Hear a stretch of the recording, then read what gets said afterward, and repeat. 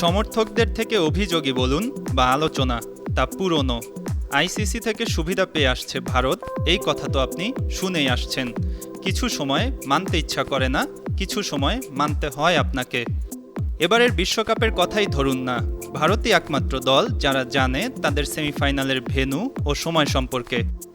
জুনের ২৭ তারিখ গায়ানাতে দ্বিতীয় সেমিফাইনালের জন্য নির্ধারণ করে রাখা হয়েছে ভারতের স্লট। আইসিসি থেকে বিশ্বকাপের যে প্লেইং কন্ডিশন দেওয়া হয়েছে সেখানে এ বিষয়ে সরাসরি উল্লেখ আছে। কেন বা কী কারণে শুধু ভারতের জন্য এমন নিয়ম, তা আপনি প্রশ্ন করতেই পারেন।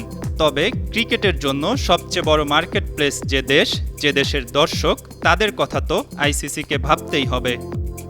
ক্রিকেটের বাইবেল খ্যাত উইজডেন পত্রিকার একটি অনলাইন রিপোর্ট জানায়, দ্বিতীয় সেমিফাইনাল খেললে ভারতের দর্শকেরা সবচেয়ে আরামদায়ক সময়ে খেলা উপভোগ করতে পারবে। ভারতীয় সময় রাত ৮টায় ম্যাচটি অনুষ্ঠিত হবে।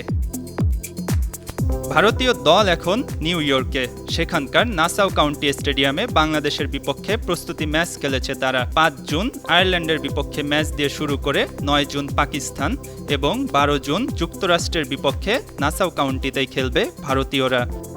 টানা ৩ ম্যাচ সেখানে খেলার পর ফ্লোরিডায় কানাডার বিপক্ষে ম্যাচ দিয়ে গ্রুপ পর্ব শেষ করবে তারা। ভ্রমণ বা অন্যান্য বিষয় নিয়ে কোনো ঝামেলা এখানে পোহাতে হচ্ছে না রোহিত শর্মাদেরকে।